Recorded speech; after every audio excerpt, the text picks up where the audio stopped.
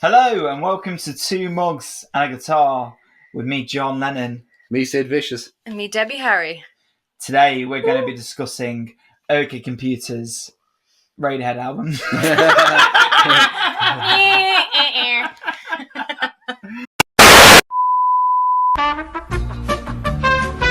Hello and welcome to Two Mugs and a Diva. Yeah, with me, John Lennon. Me, diva. Who? Diva.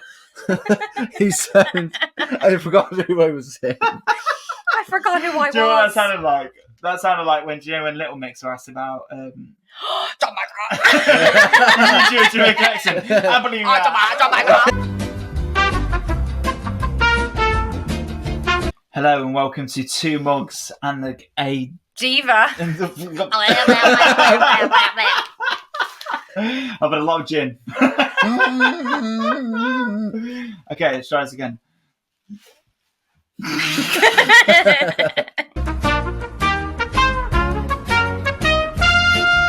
Hello and welcome to Two Mugs and a Diva. with myself, John Lennon. Me, Sid Vicious. And me, Debbie Harry.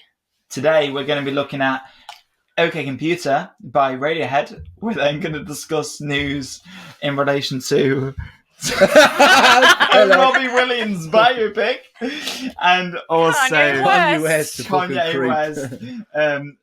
Yeah. PI. Yeah, PIs. Personal injury. Yeah, cool. Have a good time. Enjoy. Bye. Enjoy the intro. Yeah, woo.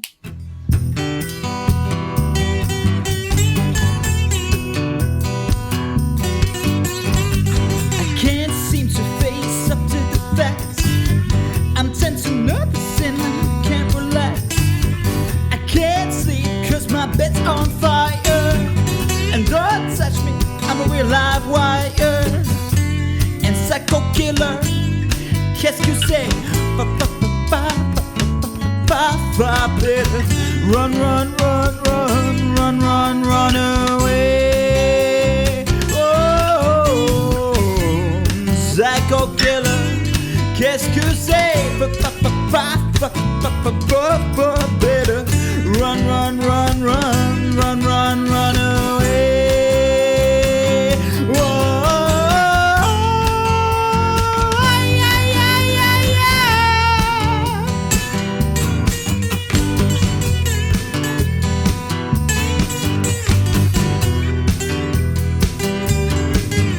Hello.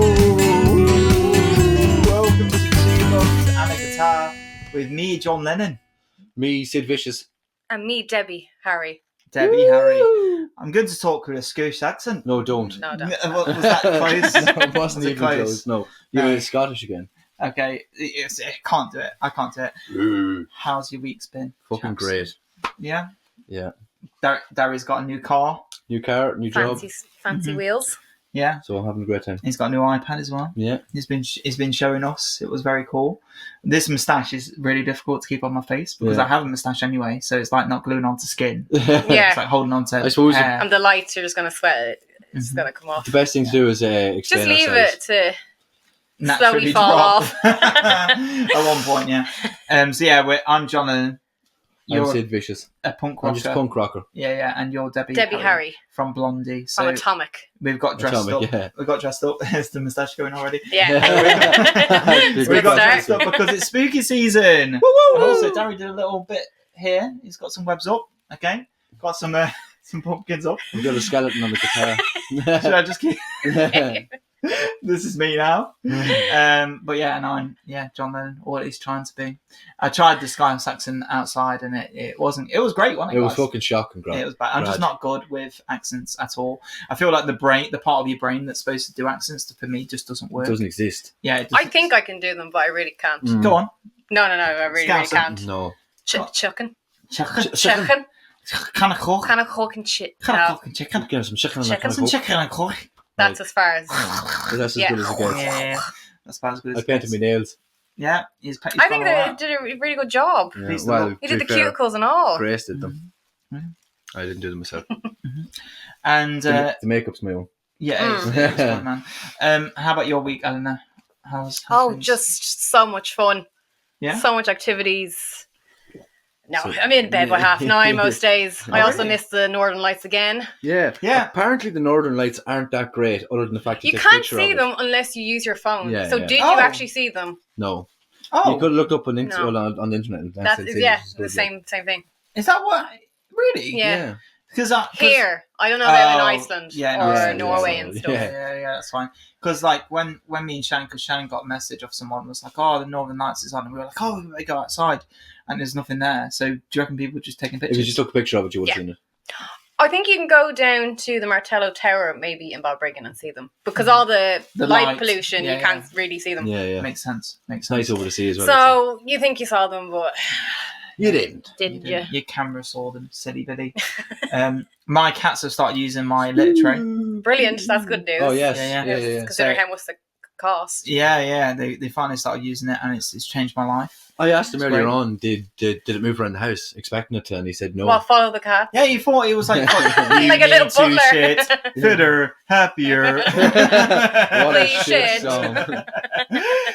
Yeah, we were doing that in the car. You know, you put it on, right? Yeah. And I was doing all of it. He knows Because I know it. You know the whole thing. Yeah, I know. So I was like, fitter, happier, more productive, calm. I was just going on. It was great. Very funny. But yeah, anyway, so not really much to comment on this week. No. No. Take it easy, having a great week, falling into a great weekend. So let's make this fucking happen. Okay, should we go straight into the review then, I guess? Absolutely. All right, cool. If there's nothing to We'll report let on. your highness go first with this one. Okay. I feel like we should try and say it together. It's quite nice when someone will say it together. So should we try and introduce the album together? Yeah. Okay. Well, this week... It's okay, computer. I win. I'm sorry, go ahead. This week is Oh. Radiohead's Okay, Okay Computer. Computer. Ellen, you don't want to get in? Oh, okay. Sorry. Okay, come on then. This is Radiohead's Okay, Okay Computer.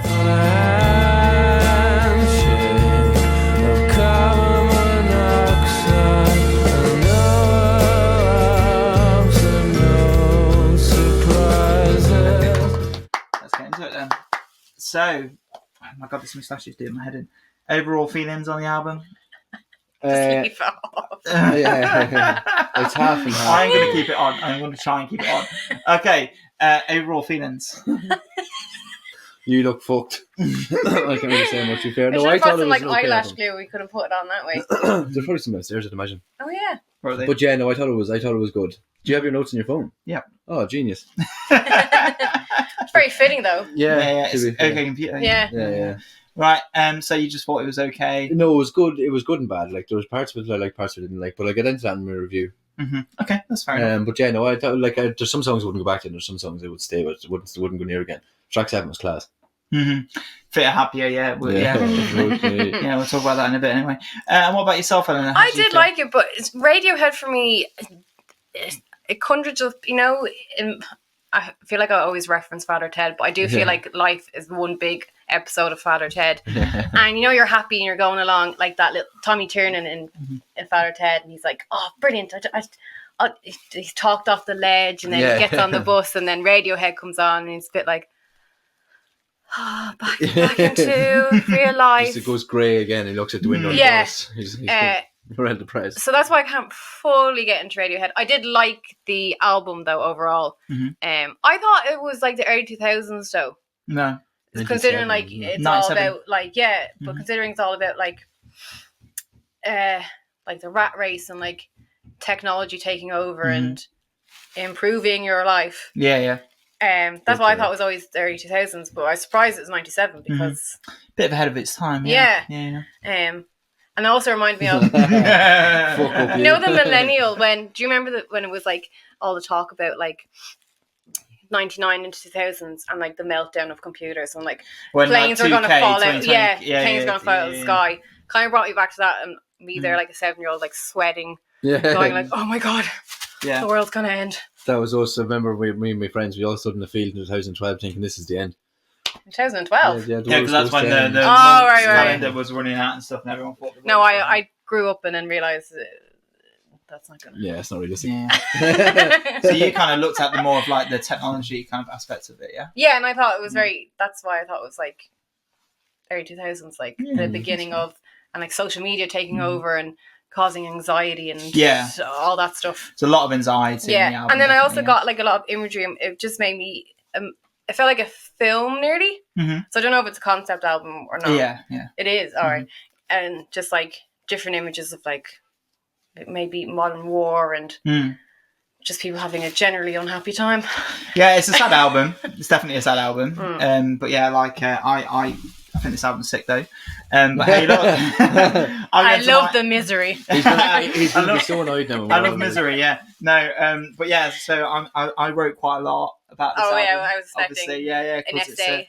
It's the boys. I've taken my moustache off. It still looks like I've got moustaches. Yeah. So that's fine. I'll put this down here.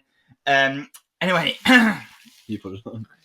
Overall, it's incredibly difficult. It's incredibly difficult to say anything that's not already been said about possibly Radiohead's most critically acclaimed album, which contends the top spot against Kid A and In Rainbows, the latter being my personal favourite of the trilogy. I think In Rainbows is better. In Rainbows is better, yeah.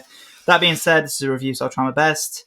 This album is dark, crazy, ambitious, haunting, deep, profound, and sometimes even quite scary. Yeah.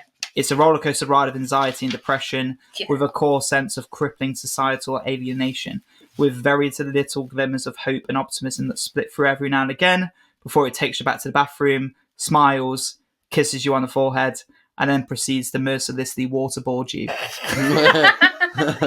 But that was a pretty good way to start the album. Yeah. In large part, it's thanks to Tom York's very emotive vocal delivery and his often cryptic lyrics, and Nigel Godric's introduction to the band in this album's production, because this is the first album he did with the band. Oh, okay. To this day, he remains the band's producer, as well as the producer for the band members' projects outside the core band. There is a reason why Radiohead fans often refer to him as the band's secret sixth member, because his introduction to the group helped lead the way in redefining themselves. And lastly, the band's creative use of genre-bending progressions and originality.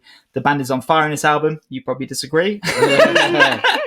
It's no wonder that this record often appears amongst critics and music magazines' top 10 albums of all time.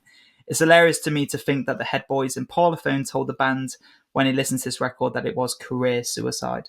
Oh. Personally, the reason this album holds such a place in my heart is because of its unrelenting authenticity.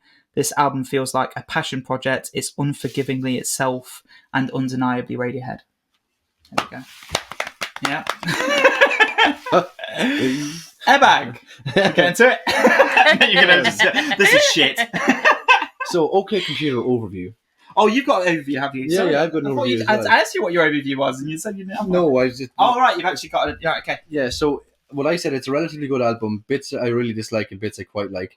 Not my favourite album I've listened to, obviously, but the tempo is the majority. The tempo stays the same the majority of the album, and I don't like the tempo on the album. Mm-hmm. That's the reason I don't like the album properly. I think I have your favourite song, right?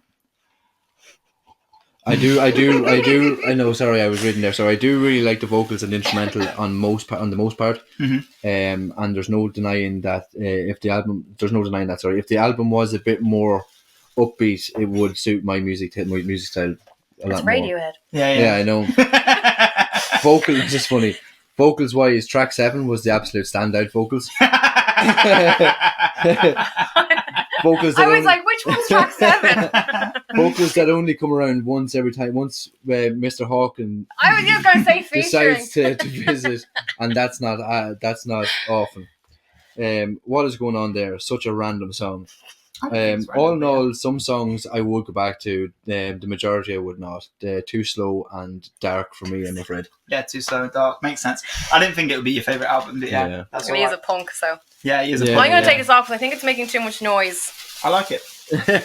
My moustache has come off, the jacket's come off. We could do AS or Let's take the off These are tight as fuck. Should we get on to the first song then, Airbag? Yeah. Okay. Did you have an overview? You did yours already. Yeah. Yeah, cool. So let's get on to Airbag. Who wants to start?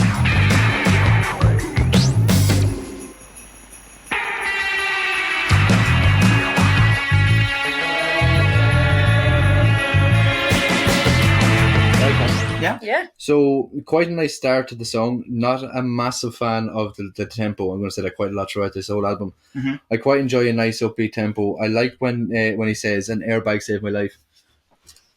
I like when he says "an airbag saved my life." That was actually a great line. Not a huge fan of the backing track. I enjoyed the bass though. Vocals are nice as well. Mm-hmm. Okay. Yeah. 6. You know, I thought his vocals, 6, yeah, that's fine. his vocals throughout were amazing. Yeah. Very, as you said, emotive. Yeah. And like sometimes I'm like, what are you singing about? It's like you're not really singing about much, but and because they're so vague, you can kind of put anything. It's very cryptic. But you can kind of relate it to yourself to anything, whatever you're going through. I thought it was a great opener. The guitars, everything. I didn't listen that much into it. The only thing I found distracting in the music was like the jingle bells in the background. Sleigh bells, I wrote jingle bells. Is that correct? Yeah. And then I thought it was about a car crash and he didn't die. And I maybe thought the sleigh bells was like a metaphor for like, was he driving and there was a distraction? Oh, okay. Something like that. Okay. But yeah, I found like once I heard the sleigh bells, that's all I could kind of hear sometimes in it. I was just like, when there's something like that in it, my brain just focuses on that one thing throughout. But I thought it was a good opener, but I don't think I'd go back to it. Yeah, that's fair enough. Yeah, it wasn't my favourite song on the album. It's probably like my maybe like 4th least favourite song on the album, so it's definitely not my favourite. I do think it's a good opener though. Again, I wrote quite a lot about this album, so I think it's going to be a long episode. I'm going to go on theses when we go on to these. So Airbag is a great, but it's because I just know so much about the album. I'm a bit of a nerd when it comes to this album, so I'm sorry. Bullet points. They are bullet points. Airbag is a great opener, and I think it's a great introduction to the album. You get the sense straight away that this album is going to feel ambitious and unlike anything the band has done before. I can imagine that back in 1997, Radiohead fans waiting for the anticipated follow-up album to The Bends likely had a little shock when hearing this track open a new record. The mix in this track feels expansive and wide open. Feels very like there's a lot going on in the background. Yeah, that's like the sleigh bells. And that's the problem I have with the whole album. This is the first album that Nigel Godrich worked on, as I mentioned, and it's made very clear straight away that this album's not going to feel or sound like anything the band has made before. The mix is crisp, clear, and pristine, aside from the clunky electronics drum kit. The drum kit's like almost clipping in the mix.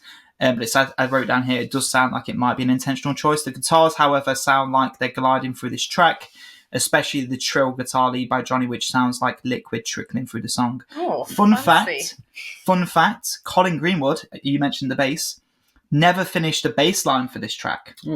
But they kept it the way it was because they thought it sounded good. Yeah, it does sound good. I love the bass line personally. I love how it occasionally creeps into the mix, ba-ba-da-bum-bum, and then just stops for like 20 seconds and comes back. I like it. The layers in this track keep the song interesting. The sleigh bells that keep being bells. keep being detuned. Did you notice that they keep being pitch shifted and detuned? Oh yeah, that's why my brain like it was coming in like there they are again, and then fading out again. Like it's really weird, but it's cool. The weird violin sounding guitar that comes in the mix during the bridge riff, the strange spasming guitar effects and robot glitches that buzz in from time to time, and the high pitched drone that cuddles in the back of the chorus. My personal favourite part of this track is the outro. I really like this, the guitar.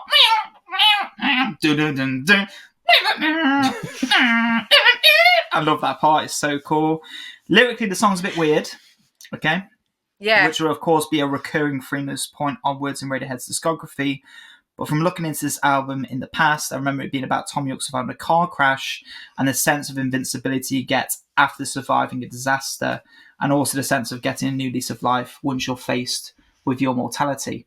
When I read... Do you want to interview? Yeah, that's one. Yeah. When I read the lyrics... When I read the lyrics, I get the sense that Tom is being somewhat tongue-in-cheek, and ironic about it, the whole song, Tom's performance is quite high energy and following the same melody, except for the only line that is real, and you brought up on this, in a fast German Karma means that I survived an airbag saved my life. He changes the melody in that part. I wrote that down as well. Yeah. It feels like Tom is highlighting how ridiculous it is that after surviving a car crash and feeling like you could survive a world war or interstellar burst, the thing you had to thank for saving your life is a bag full of air. Yeah. Oh, yeah, don't knock them, guys. Yeah. Hey, they're fucking needed. Yeah. Jeez, you need them. I'm on the roads now. Oh, yeah. Watch out. An airbag saved my life. Paranoid Android.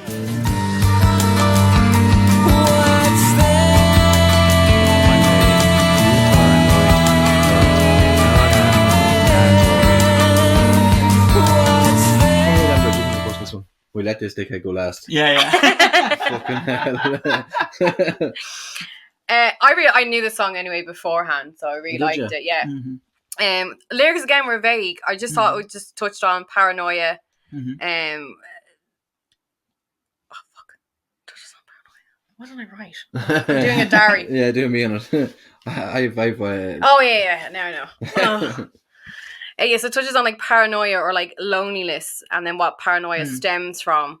Interesting that Android, it's like it's called paranoid Android, because now your phone makes you paranoid and gives you anxiety. Okay. Like if it buzzes, you're like, oh, I need to Almost look you at can it straight feel away. it buzzing sometimes. It's not even in your pocket. A phantom buzz. Yeah. You're like, oh, someone's texting me. Oh no, they're not. Oh, I feel crap now. So I thought that was interesting. I thought it was getting elements of like, I'm probably wrong, but like jazz mixed with rock and electronica. At the start, you mean? Yeah. At the start, yeah. Yeah. The chords are very chord, jazzy. Yeah. I thought I got a bit of that throughout the album. Overall, I thought it was fine. I didn't really get what he was on about though. Okay. Just paranoia. Okay. I liked it. Yeah.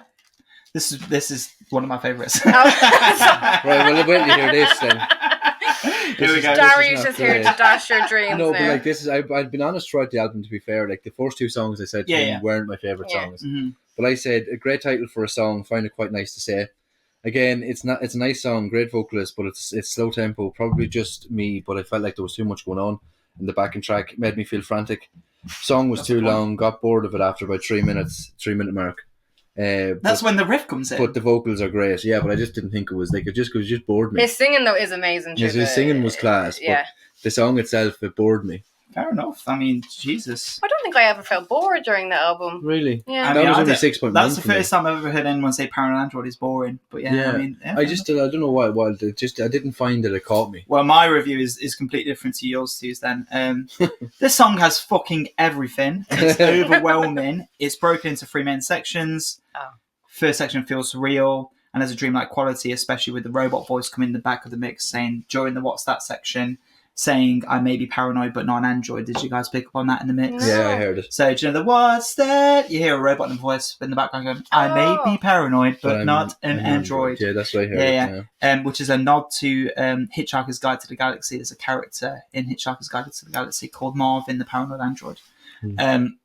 I absolutely love the line, when I'm king, you will be first against the wall. It feels very threatening, especially because Tom in the second section sings down a lower register and leaves his falsetto behind. And my God, the seamless slip into the second section's riff is just genius at a 2 minute mark when a song begins to take a more sinister turn and starts to build into Johnny's extremely anxious panic attack guitar solo, and the line kicking, squealing Gucci Little Picky is iconic. Plus the addition of the cheeky 7/4 is nice to hear. Then we come to the third section, which is where you probably started to get bored. Yeah. The Rain Down section, the way the vocals. Oh, yeah. How did you get bored of that bit? I don't know. I loved it, man. That's when I was thinking like, it's like, that's the other thing I thought. It's like a war and then rain down on I was just imagining like a war between humans and robots. Yeah, and it's like in like World War II in the trenches and it like rain down. Yeah. How did you know like that? Oh, that part's sick. I just didn't find it. I thought you would have liked this part, especially because of the vocals. Yeah. Oh, yeah. That's what really picks I up. thought it would have. Yeah. Maybe it's because I listened You're to it a too few into times. instant gratification. You need to let delayed gratification. But still, I was writing this. I wrote all these notes down while I was listening to the song, so I might have just preempted and wrote it right. Maybe. But then the way. Oh yeah, you say sorry. No, that's okay. Go ahead. The way the vocals build into a haunted choir is goosebump inducing, especially as more layers keep getting added on top as the song continues. Some of the melodies going on in that choir of Tom York's pre-recorded vocal lines is just heavenly. It feels like you're ascending by the end of the section. They're so elegantly put together, it's maddening. The classic descending chord progression is also such a perfect fit for this section. I could honestly gush about this song for hours. There's so much to this absolute monster of a track. In terms of lyrics, keeps going. we're nearly at the end. I agree with you, by the way, about the lyrics. Okay, they're a bit weird. Okay, in terms of lyrics, I know that this song is inspired by Tom York attending a party in a nightclub where everyone was getting drunk and taking cocaine, and someone spilt a drink on him and started shouting at him, and he commented that the person looked inhuman and demonic. I'm not sure how that ties in with the song. Yeah, no. But that's what I remember reading about it a while ago. I'm assuming most of the second section is inspired by the event. So you don't remember when you remember the name off his head. I imagine that's probably something to do with it. Now, the way I this is the way I translate the song, right? So as for the first section, it speaks to me about anxiety. Okay. and not feeling like you understand that's going on around you or struggling to get the people around you. It's like someone who is overly stimulated and having sensory overload and wanting to lash out. And then the third section feels a lot to me like remorse, regretting something that you've done and wanting the world to swallow you. It's a confusing song, and there's never been, to my knowledge, an official meaning for this song announced, so it's mostly down to interpretation. The way I read it is first part is anxiety, second part is rage, and the third part is a regret for your actions. That's the way I read it. That way. But yeah, interesting about the war though. That's I don't know why. I just it feels quite like a war, like almost like the aftermath. Yeah, like you're falling down on your knees. Yeah, like you're walking into defeated. like no man's land. Yeah. There's dead bodies everywhere. Like rain down. Yeah. Like, I get you. Yeah. Third song, Subterranean, Homesick, Alien.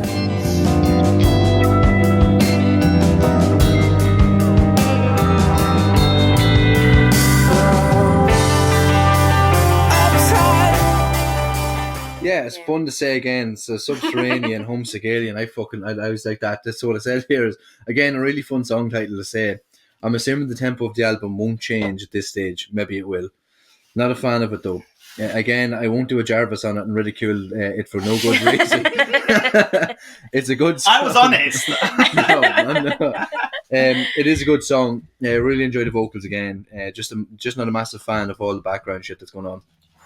I feel like I want to enjoy it, but I can't. Oh, the background stuff's the best part. That's what I What was did you like. give that song? I think this one here. Yeah. 6. 6, yeah. Fine. So I gave a 6, 6.1 and a 6 so far. Mm-hmm. You gave Paranoid Android a 6.1. Yeah. I gave it 6 actually. This is my least favourite song. Mm-hmm. Okay. But there was lots of layers like the guitars, keyboard, and vocal arrangements. So you give Fitter, Happier, Higher?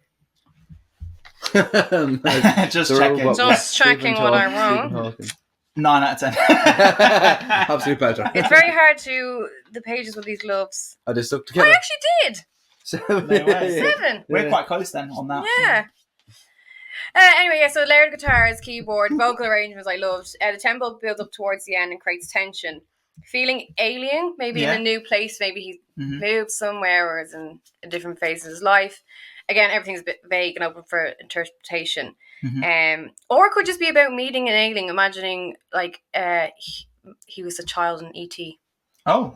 Yeah. I felt like, unlike the first two songs that were a lot more like harder to read, I felt like this song's quite easy to read. But obviously, maybe it's just because I've heard it so many times. What is it about? Is is it just about being homesick? Yeah. Because I get homesick and I didn't relate to it. I wrote down, this song tells the story of someone who is losing connection with his hometown and his loved ones. Oh, that's so sad. His sense of disconnection and dislike for where he is so strong that he wishes for aliens to take him away and show him other worlds because he's sick of this one. He keeps referring to the people around him and later in the song himself as being uptight. An uptight person is reserved, agitated, and easily irritable, which is essentially just another way of describing his feelings for the area and the people, and feeling like he's completely out of sync with the environment he wants somewhere new. That's the way I read the song. Yeah. This is one of my least favourite tracks on the album, but in saying that, it's still a very strong track and serves as a nice meditative song after the frantic, chaotic Paranoid Android. In the context of the album as a whole, it's a very well-placed breather song that gives you a chance to catch your breath. The mix in this song is an absolute highlight. Godrich absolutely nails the master. This song feels like I'm floating on an abandoned lake in the middle of the night, looking up to the stars with a light rain falling. It feels so wet and lush and floaty. The guitar work is brilliant. The leaking riffs just pour throughout the track like a paddle boat that's taking in water.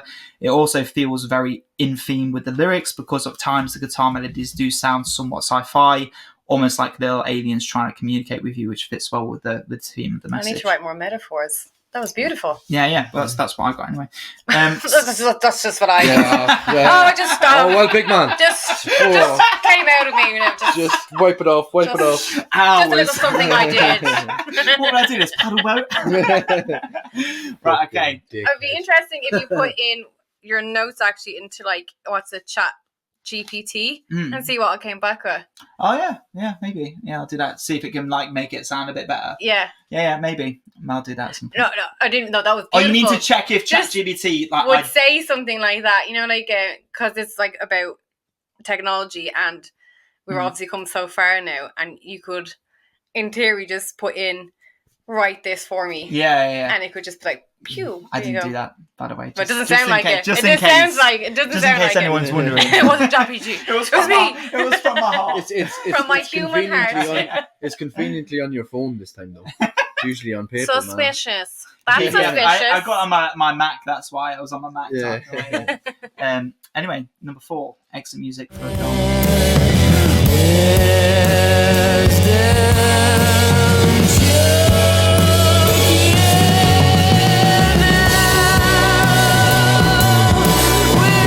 Yeah, I love this one. Okay, cool. This one, it was from like it also brought up. Do you ever see the episode of Black Mirror? Yeah, Yeah. Shop Kenny! and Dance.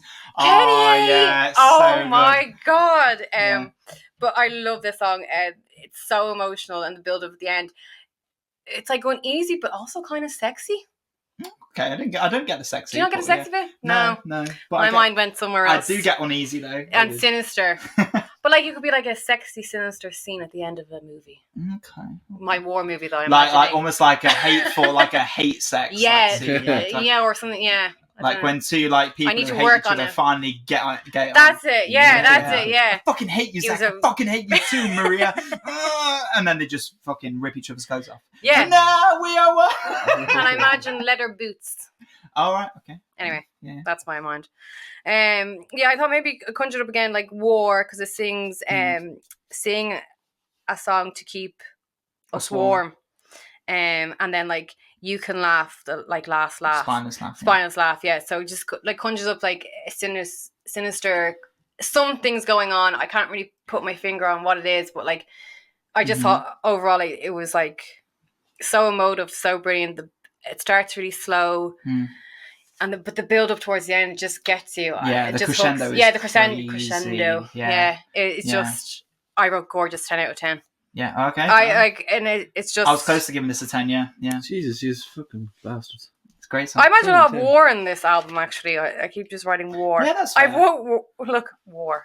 War. War image. Insert image here. And what about you, Daddy? What did you think before I go into my thesis? So, Oh yeah. exit music. We'll keep it short and sweet, and then you can just Yeah, that's probably actually the best option. Whoever picks the album. So I said a good start, not much going on, which is actually a welcome surprise. not much going on. At Which the is a start. welcome surprise. Which is a he welcome said. surprise. Let him finish. Sorry, Yeah, yeah, sorry, and sorry, nearly. sorry. Good start, not much going on, which is a welcome surprise. Things could still change. But I like the melody and how simplistic it starts. Quite an eerie song. The human orchestra in the background is cool, much cooler on the headphones than it was in the car. When more instruments come in, it doesn't feel too much. Best song on the album so far. Yeah, fair enough. I Yeah. didn't think you were gonna write this off. No. So Yeah, you best It song. was a good song, but I only gave it 7.1. okay. I gave it 10. Yeah, you enjoyed it. I give it a 9.7, so close to the 10. So that's your favourite song? Yeah. Yeah, so to be fair, it's up there, yeah. Exit music for a film. This song was originally written for 1996 version of Romeo and Juliet. Oh. Yeah, with Leonardo DiCaprio when they Was it in that modernised. film? Yeah, it was. Yeah, at the end in Sorry, the, I in the never- credits. Yeah, where they modernised the classic Shakespearean story. So naturally, this song is about two star-crossed lovers and their tragic end when they end their own lives because they can't be together due to their families being in conflict. Okay, so that's what it's technically about.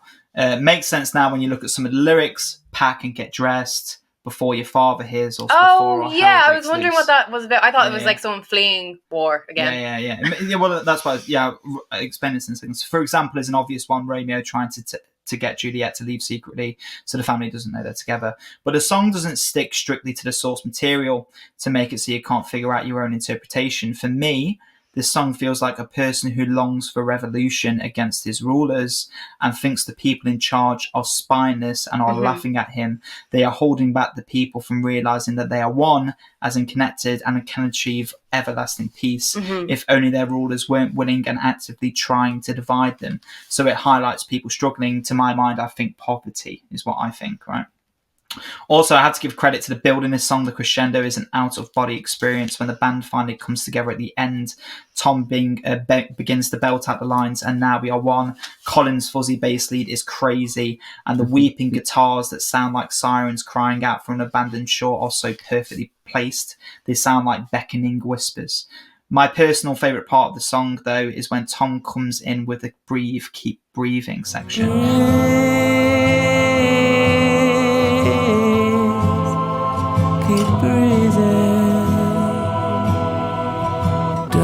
The mellotron choir, you picked up on a human choir, right? It's a mellotron. So it's like What's mellotron? a mellotron is like it's a piano, but it has like bits of tape inside of it. It's like a sampler. It's like a really old school sampler. So the mellotron choir in the background sounds like someone managed to sneak a microphone into purgatory. The voices are disemboweled and corrupted, but it fits so well with Tom's weeping voice and guitar. It sounds like something straight out of a war documentary is what I wrote down. Yay. Go on. Fun fact, Tom's voice is using natural reverb. He recorded this song in a stairwell in a country house where they recorded the album. They didn't want to record this album in a studio, and Tom thought the acoustics were so good in the stairwell that he needed to use them. So yeah. Oh wow, so interesting. Little fun fact. Yeah. It was a good song. It was a better song than the first two, I thought, anyway. The first three. It was the best song on the album, but it actually starts to get slightly better for me. Oh, from this point onwards, yeah? Well, no. Like the next song. Okay, right. Okay. Well, Let down. Yeah.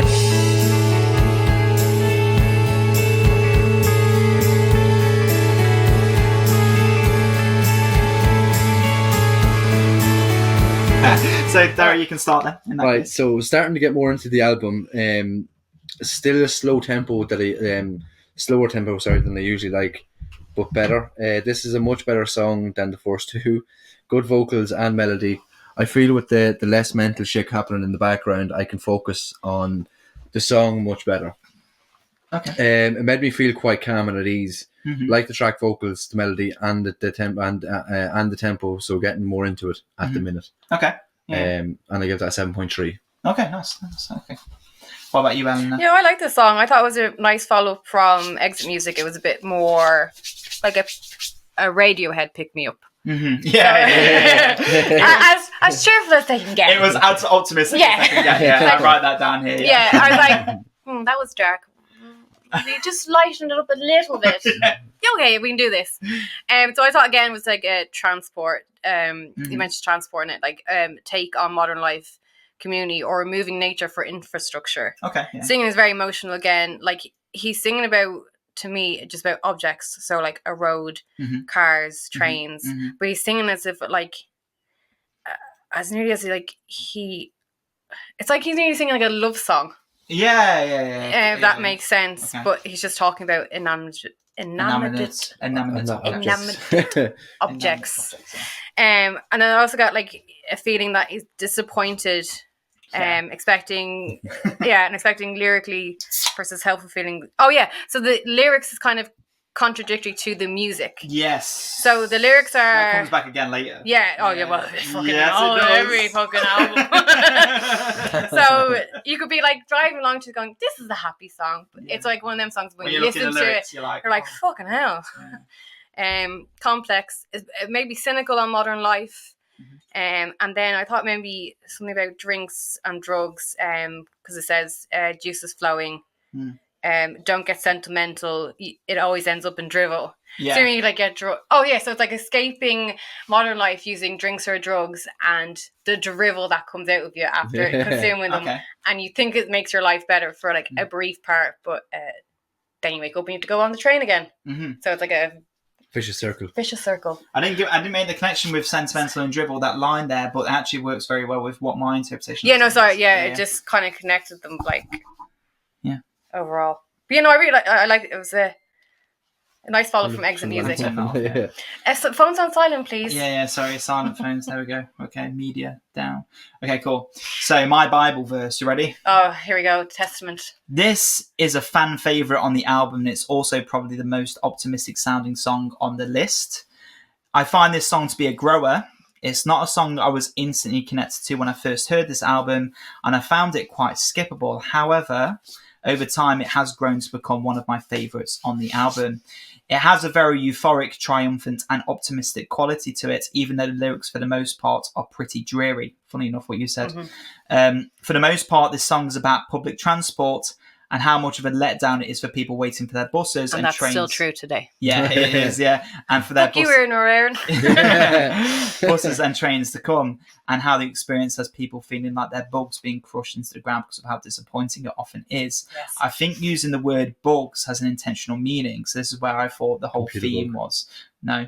Although, A virus. Bug's life. now, yeah, maybe. No, I'm joking. Yeah, you're second. It brings to me the image of worker ants being part of the endless wave of the colony on its way to do the Queen's bidding with no real purpose of their own. The most optimistic line in maybe the entire album is the line, "One day I am going to grow wings," which to me speaks to the hope that one day I'll be able to find my own individual path.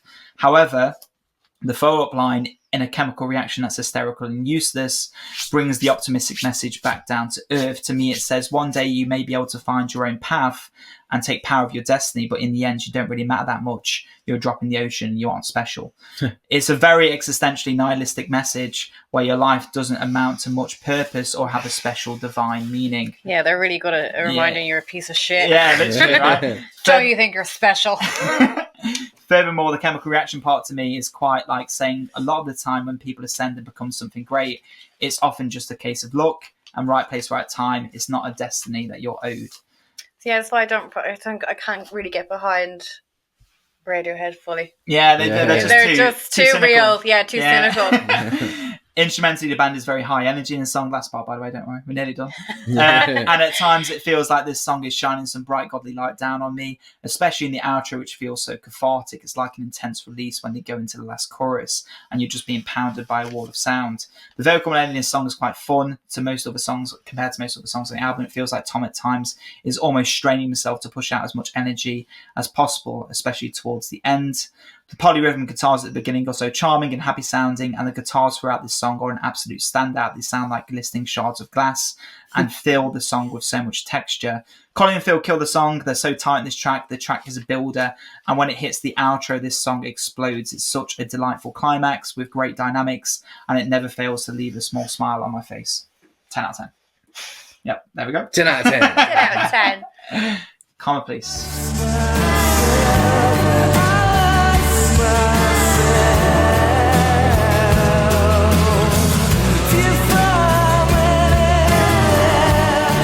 Karma. You say comma. Karma.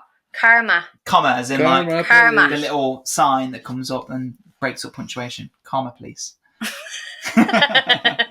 Karma, please. What did you Grammar think, Ali? police. I didn't, not much to be honest. So it starts off My slow. God. See, I didn't figure. I feel like I didn't write enough now. On Did this you album. not? No. Did you not hear the Karma Police before though? No, Yeah, that's what I don't he know. said as Yeah, well. No, I was never like, heard the how? song. Because Yeah. it's like a single, isn't it? No. Yeah, it's quite big. I- It's kind of like knew- high and dry. Yeah. I'd say if you went on Spotify, it'd be like the One of the fifth tops. song, Yeah. maybe. I knew No Surprises, and I knew Yeah. the Tourist, but I never You knew heard. the You knew the Tourist. Tourist? Yeah, You need a tourist. fuck, is that alright? This is very surprising. It's not simple, No. though. Like, it's sensible. No, I don't know. Like why. it's a proper album track, Yeah, The Tourist. Yeah, the tourist. But no, I didn't know. Sure, I Karma, didn't mean Police. Lucky, because that was Karma. the single. Oh, maybe Lucky was, yeah. Yeah, okay. She's so lucky. Lucky. I was Britney. But yeah. But yeah, I feel like I didn't write enough on this now. I was thinking to myself, like, I'm not going to No, go I too just in I depth just on did it. a lot, so He's a Radiohead fan. yeah, I'm Yeah. a nerd. Really how geek. I am a geek. Yeah. What is it with Radiohead fans though that they're so? It's like a Intense. cult. Obnoxious. Yeah. Yeah. We are. It all is like a cult, obnoxious, though. Yeah. It is, yeah. As soon as like- you're invited in, you just can't leave. You know. But they're not that good. I would say they're not that good, but I just No, don't they are get good. the cultism. Sure, I gave The Bend, what did I give, like a 9? 9. Yeah. The Benz is good though. I That's a good liked it, I album. enjoyed it. Yeah. It's But this definitely is not as shit. good as But the Benz is a hard one again. Sorry, we're off track. But no, I think, like, it's like, funnily, there's some of the songs that I feel like I definitely would go back to again, but like, the more downbeat, obviously that's kind of the gist of the album. It's kind of like that. It's a depressing album, and I didn't know that about the album either. Because a lot of people would listen to it before and been like, oh, no, this kind of album's coming up. I had no idea what OK Computer was. So now when I'm reading it, I'm like, seeing used to it, I'm like, oh yeah. Like, it is a little Well, bit. he has wrote like a Bible for this album, so Yeah. I could have wrote more, but I yeah. stopped myself. Yeah. I was like, I can't write over a page. That's Yeah. my rule. Yeah. Well, you did. I watched it. Yeah, I was going to say for your favourite song, you might have. No, I haven't.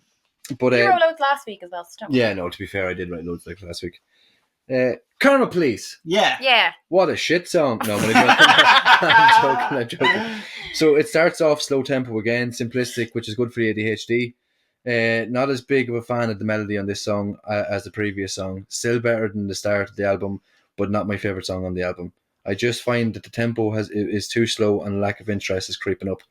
And I feel that it's quite repetitive. Okay. Okay. Sorry, I don't know what I'm doing. It's your opinion. What do you think, Alan? No, I respect your opinion. Yes. I respect your opinion. It's okay. I really like this song. Well, I knew this song anyway. I thought the piano at the start feels uneasy. So a sense of uneasy. You give this a 9. Yeah. What did you give? 6.3. Oh, that's not that far off. 9.7.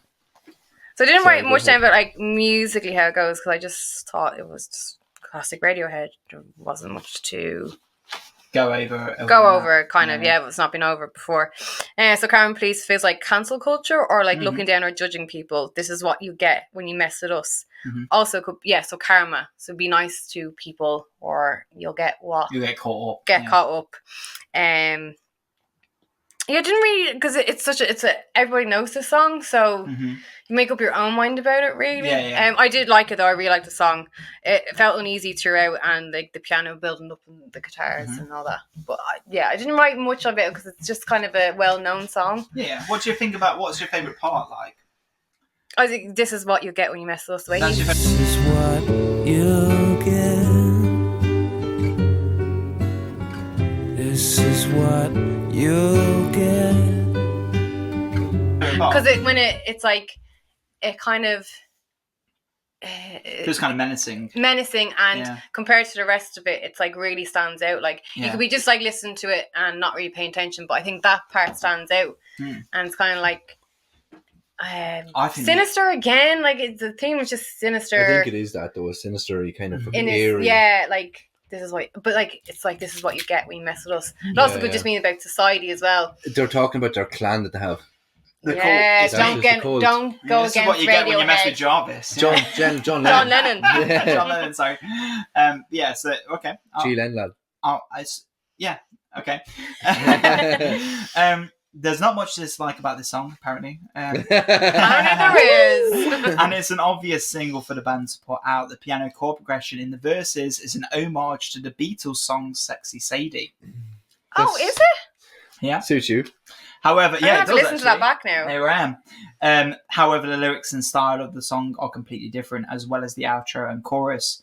The song to me is quite chill and relaxing for the most part. The verses, lyrics are quite amusing, and I always chuckle at Tom referring to a woman with a Hitler hairdo. I think that line's very funny. The chorus is loaded with suspense. When Tom says, "This is what you'll get," he is not even really singing. It's hard to describe. It's like the midway between a whisper and a grunt. The drums also cut out and just leave space for the guitar, piano, and vocals to shine, with a choir sound drifting in the background as the chorus rises like a short gust of wind. The second verse is great. I love how Tom is pleading to the karma police. I've given all I can, but it's not enough. He sounds like he's desperate. But for me, the highlight of this track is the outro. It feels anthemic. Few for a minute there. Big word. Anthemic. It's like an anthem. Yeah, few for a minute there, I lost myself. It's such a simple line, but it just feels so loaded because of how the band performs it and the way Tom York belts it like he's on the edge of giving up everything. There's this very simple little melody that starts to bleed into the outro. It's just a simple, wah, but man, it's so perfectly placed and it just elevates the song that little bit higher. In terms of lyrics, this one feels very subjective. Okay, it doesn't feel like it has a very clear meaning.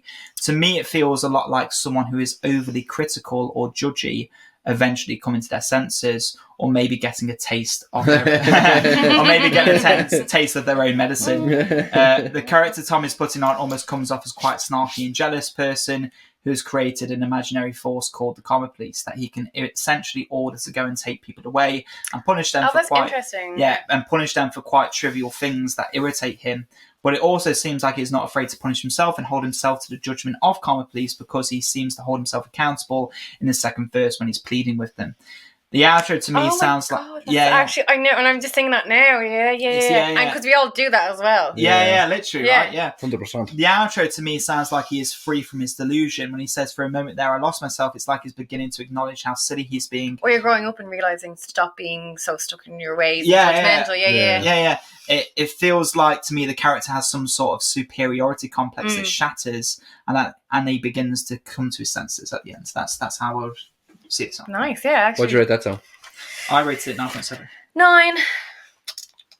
Fitter, happier. Your favourite. Is it the ability to laugh at weakness, calm, fitter, healthier, and more productive, a pig in a cage on antibiotics? I got. I'm sorry, your favourite. Your favourite. Song. Fitter, happier. I just can't, like, it sounds so ridiculous. I give it a 2 out of 10. Okay, yeah. It's not a song. So it was very close to my rating to your favourite song on Great Van Fleet. Yeah, that's ridiculous. Like. Imagine you probably rated that better than the song on Greta Van Fleet. Like, I did, yeah. But that's so silly. Like, so not gonna lie, the start of this terrified me. I felt instantly we were in for a roller coaster, and boy, I was correct. Fairly scandalous, to be honest, but Scandalous. funny. So scandalous. I feel like Jarvis will say it. They just don't want to take themselves too seriously, is all. That's what you say about Oh, stuff. I thought they were people taking take jokes. themselves more Very seriously. seriously, actually, funny enough. No, I just thought it was ridiculous. Like, it was just so funny to have it on the middle of the album. First pointer I wrote, Stephen Hawkins. I don't think it Yeah. was Stephen Hawkins though. No. It's just those generic voice box things. Yeah. And then I thought it was interesting because it sounded like an AI voice. So again, ahead of its time. And I thought it was like a list on how to be a better human, or like kind of a modern poem, but not spoken word. It's spoken robotic word. Yeah. Yeah. And it's just a constant list of like everything you need to do in life, and it just gets more and more. It's like, don't drink too much. Have a drink now and then. Yeah. And then highlights how like busy and removed we can be from our lives. But the bit at the end always makes me laugh. It's like a pig in a cage on antibiotics. Yeah. And I thought it was a bit of like That's a a human break, reference because to a it's like human. halfway through the album, so it's kind of like you can zone out. You don't have to listen to it. And It's like an interval song. an interval. Yeah. But I thought it's like all these things to do. And it's like, don't forget though, you're a pig in a cage on antibiotics. Okay. I gave it a 7 though. I give it a 7.2. Do you actually think that was good? Like it's It fits in the album. Yeah. It works in the album. No, it doesn't. I think it does. Anyway, so that's all that matters. 7.2. This isn't really a song. It's more of an interval that cements the theme and core of the album, that being the sense of meaninglessness that common people often feel in a capitalist society, and so then the slow decline to feeling less and less human, hence the robot voice. Oh, okay. Tom York is basically just describing the daily life of an average Joe working a steady job, but turns it into a crippling, dreadful image of a life with no real value, soul, or substance. Yeah. It almost feels like an abstract art piece. This track is draining, and it doesn't fail to impact me and make me think quite introspectively at my own life. It makes you ask yourself the question, is this all there is? What's the point? Yeah. It's a very bleak and depressing track, but it fits so well with the album as a whole. This wouldn't be a track that I would go to outside the album and revisit as a song to listen to by itself. However, inside the context of the album, it fits incredibly well, and it almost feels like the glue that holds this album together. Yeah, as far as interval songs go, this is one of the better songs I've heard, and it really drives home the main theme and message of I this don't get album. it. It's just someone talking. I think that's why I think it's a concept album, though, because that bit in it, like the whole album is a piece of art. I'm not and actually, sure. that's interesting you said, because you can actually imagine if you went to like An abstract. a museum and then it's like a piece of art or like video, and you put on the headset and it's like Just this. Yeah. It would fit in like a museum. not Andy Warhol, but he has like interactive bits and you put on the headphones and they're just talking gibberish kind of, or he's doing interviews with like a porn star or a model, and he's like, what do you do? And it's just like, that's why I think it works as an album song. It's not but I think it's more of a poem. I don't see it. I agree. I don't see it. Well, probably because I didn't understand the album really. I didn't really like the album. Yeah, anyway. Next song. Electioneering.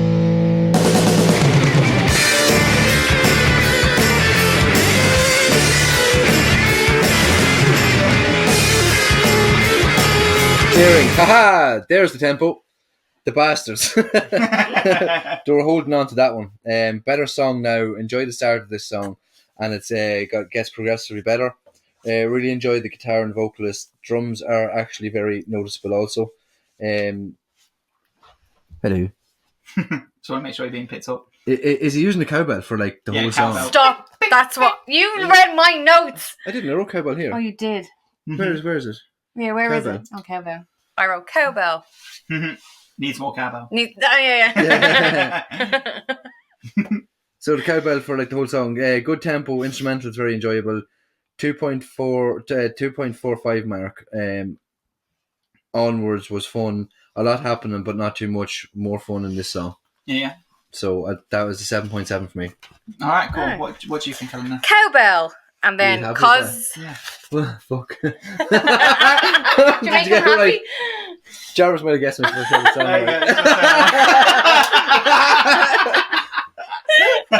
Bastard! He's flinching here. He's even going to hit him. Fuck. Right, okay. I don't know.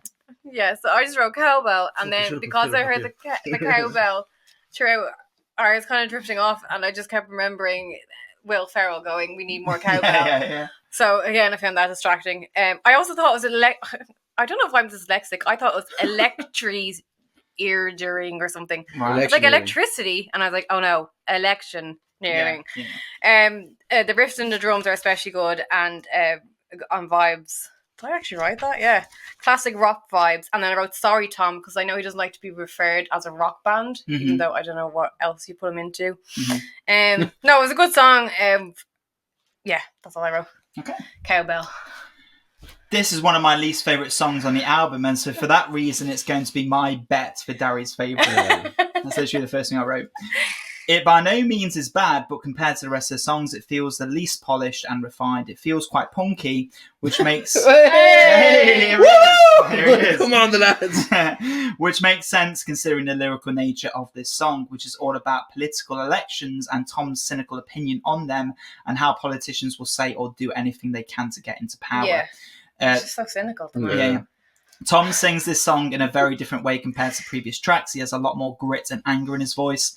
To me, I read this as he is taking on the voice of the politician and he's using his voice to emphasise the dislike that the character has for the people he's trying to earn votes from. Oh, I never thought of it that way. Yeah. In the chorus, when he says, "When I go forwards and you go backwards," Yeah. that feels to me like he's literally saying his intentions to the crowd. He's saying that I don't care about you. I just want to reach my own goals. And if it means coming at the cost of the public falling behind, I don't care. Boris Johnson. Yeah. For me, the highlight of this track is the energy that the band has in this song. It's easily the messiest and rockiest track, but Johnny's guitar work in the solo is also just so cool. It's almost violent. It sounds like a fight has broken out in a crowd and everyone's just standing by and watching it escalate. It's a cool song, but not my favourite. It's so funny that that's your least favourite song and my favourite song. Yeah. That's every week. I have like, noticed the theme. Yeah. I can't understand it. Like, and I was sitting. I was I knew just, it. I was like, my least favourite, I'm going to pen it. No, but like genuinely, if you think about the concept, like the way What it was your goes- least favourite song on this album? Fit Happier? My least favourite song. Yeah, Fit Happier. Yeah, Right? yeah, to, but yeah. like, But that's if, not my favourite. if I'm talking about a song, my least favourite song, then it was. Let me just check it out here. I think it was one of the first ones. Airbag or Paranoid Android. Yeah. So it's mixed. So Airbag and Subterranean Homesick Alien is Yeah. probably the two of my least favourite To be songs. fair, they aren't my favourite song either, so that's fine. But yeah, it's just fucking hilarious. Yeah, it's funny. Yeah. I'm just going to do that every week now. Yeah, but like it's My least favourite song, there is. when you said more punky, more rockier, then Yeah. obviously it was going to be my Right, favourite song. okay. Yeah, obviously, yeah. It's right up my street, yeah. Anyway, next track is... Climbing up the walls.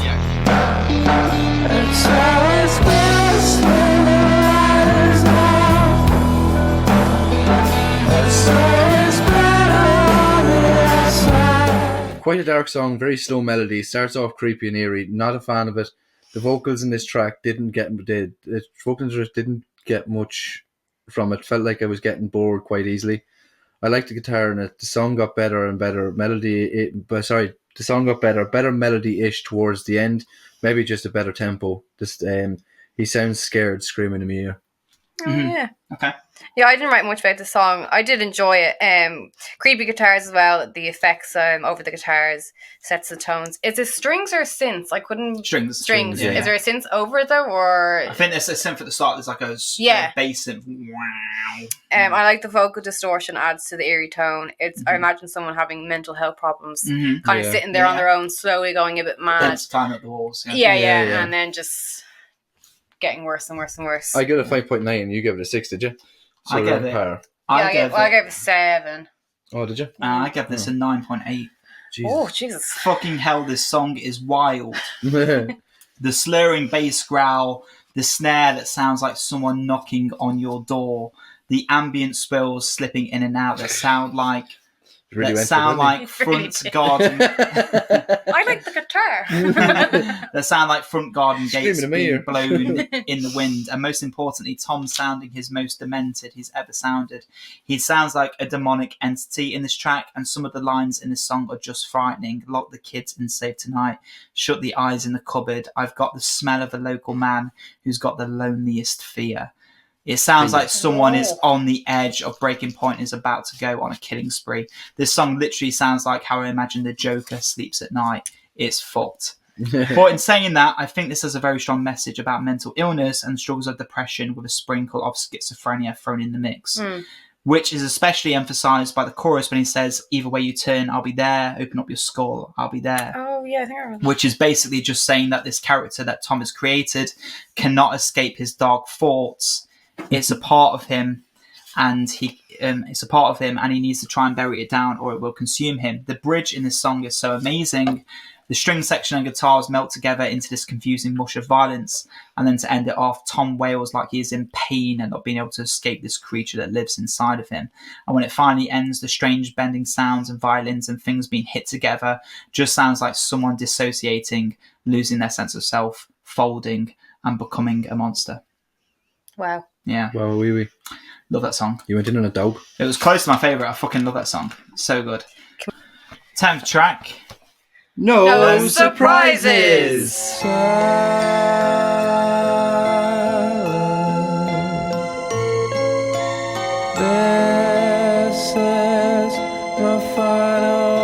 funny how we introduced that so happy and it's not. It's No. like Nah. easily the saddest song on the album. Who wants to start? I will, yeah. Yeah, you. So a bit, yeah. I've heard this song before. Yeah, I'm assuming it's one of the more popular songs in the album, not knowing that Karma Police was. Is that the one? I wouldn't say. I don't know if it's the most popular, but it's Well known. Yeah. So yeah, this is probably one of the more popular ones. Then would it be? Yeah, I reckon Karma Police and The Surprise are probably tied. Yeah, they're probably about similar. Yeah. So it's a really nice sounding track. I like the vocals and the backing track. Not much really I can say. I know the song and it's a good song. I feel like I've heard it in a movie, but I don't think it was from a movie or something. Maybe you were saying it could be in documentaries and It's been in stuff. adverts and stuff before. Stuff like that, yeah. I feel like I've heard it in a movie before. You'll know Jarvis, you mad thing. Then he said they told me it was in documentaries and adverts and stuff. Yeah. So I thought it followed beautifully from Climbing Up the Walls. I thought like the layout of the album was Really well. really well done, like really well thought out. You get like sad, then kind of happy, then carries on like that. Yeah, so it falls on beautifully. It's kind of like a lullaby, and then again that like you think it's a happy, nice track, followed by when you listen to lyrics. So it's like dissatisfaction with society, systems in place / rat race. Mentions the government again, so like again unhappy just with life and how everything is and how everything's set up. Guitars and strings, really nice, and the xylophone, or is it the? It's a glockenspiel. Oh, glockenspiel. I was the ding ding ding. It's beautiful, nice and simple bass line. Tom singing seems like quite like a lullaby, and clashes. Not clashes. What's the word? The lyrics and the music are They're juxtaposed. Juxtaposed is the word. Yes, you're doing. Yeah. Do you know what juxtapose means, Darry? That's good. So it's a very famous example is the Clockwork Orange, right? So there's a scene where someone's being tortured to death, and in the background there's the music. I think it's "Here Comes the Sun," or like a really jolly song in the background, and someone's being murdered. It's basically like the opposite. Put two things that should be conflicting ideas, and you merge them together, and it works. That's what we're just saying about me and you writing an album. Yeah. We are juxtaposition. And then I was getting ready, and I just put on the video. The video gives me anxiety because he's he's drowning. You're like every time I watch it, I'm like, is he gonna like be able to breathe? I'm like, lower the water. They took like 13 takes to do that. Oh yeah, I can't even hold my breath for 10 seconds. Never mind. Have you not seen the video before? I walk when I swim. Have you seen the video before? No. So my god, it gives me anxiety. I'll watch it in London. Yeah. From this like end of the first chorus, water fills this like bowl that Tommy's head is in. Like a television screen near, or like an old Yeah, fashioned filling up the television lyrics, screen. coming up the lyrics in front. Yeah, so it's like reflected on the bowl, and he holds his breath right until the end of the like the last bridge, and he's like, it's easy, like 2.5 minutes, like. And then at the end, he's like, and then Yeah, he's he's like, trying to such sing, a pretty he's so house. he's so out of breath. So it's probably obviously a metaphor for how suffocating life is, Yeah. but set to beautiful music. Yeah. Could there need to be a lullaby? All he was missing was a toaster. Yeah. Yes. That's Funny the best enough, depressed as a that kid. brings on to what I think the album's about. Toasters. This song is beautiful and incredibly somber. It's probably, in my opinion, the saddest track on this album, which is very funny considering how bubbly and happy the instruments sound. It almost sounds like the backing track to a child's lullaby. I love the way you're following your own right. Oh, no, that's lucky. Yeah, Sorry. it almost sounds like the backing track to a child's lullaby. I just mentioned there. Yeah, like you could nearly imagine singing to your like, ding, ding, ding, ding. Yeah. But then the lyrics. your child growing up going, wait a minute. Yeah, what's going on here? But then the lyrics are all about being utterly depressed with life and wanting to end it. So, I do think this song is very much about suicide, silence. The toaster. This is my final fit, my final bellyache with no alarms and no surprises. No. Obviously, silence is indicating death, and a final fit and bellyache is indicating that they've attempted to end their life before, likely with pills, hence the bellyache and fitting. There's also a very quick line at the beginning where he says, I'll take a quiet life and a handshake of carbon monoxide being a poisonous gas. Wanting to give that a handshake is essentially saying he wants to happily greet his own death. Yeah. But to me personally, the part of the song that always gets me feeling quite emotional is a line just after the bridge. Such a pretty house and such a pretty garden. Oh, his reflection on how he actually did it nice. So this, the reason this line tears me up inside is because of the way Tom sings it. It's almost like he's trying to convince himself that there is beauty in the world.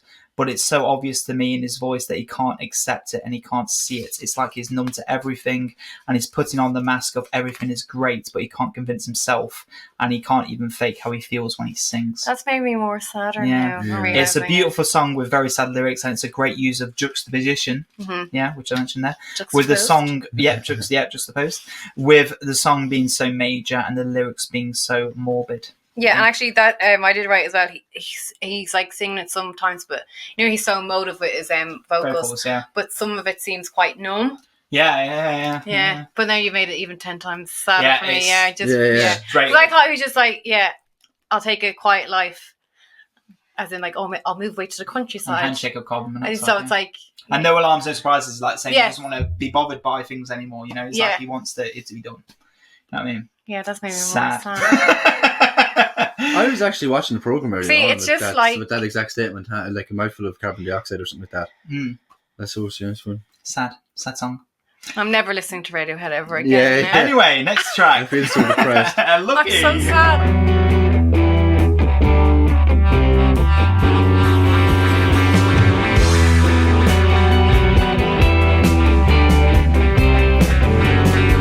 I should have kept the goths rather than the punk, to be honest. Lucky.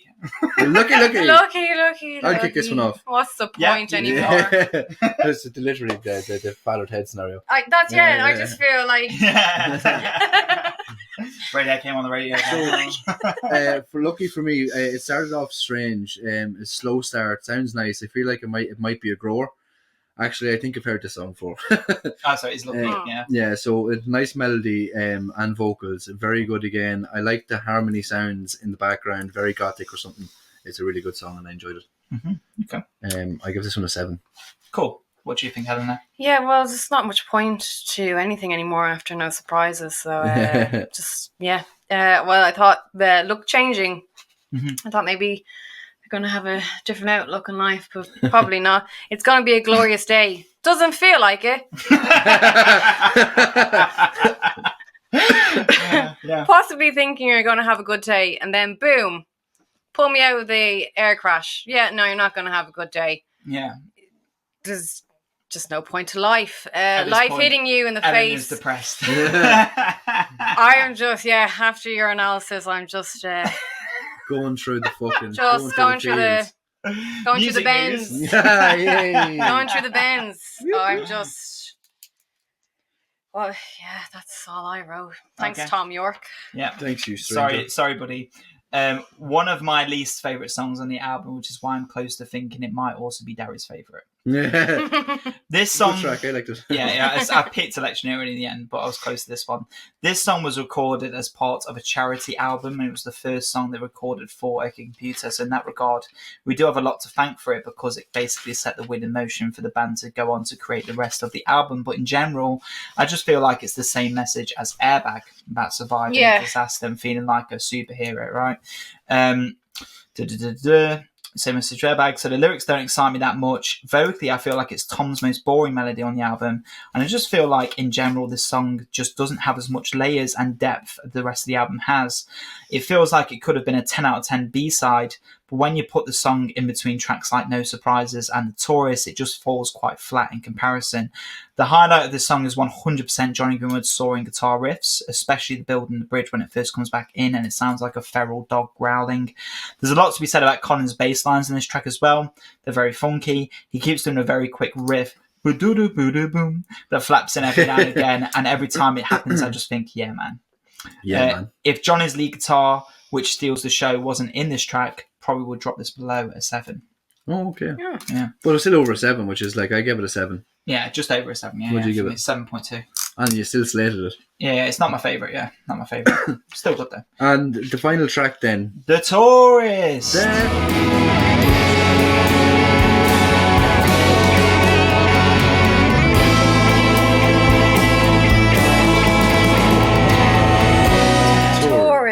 I feel like that. You're right, Eleanor. Eleanor's Let's crying. put on I Blondie. swear. Yeah. Put on Sid Vicious. No, yeah. What do you think?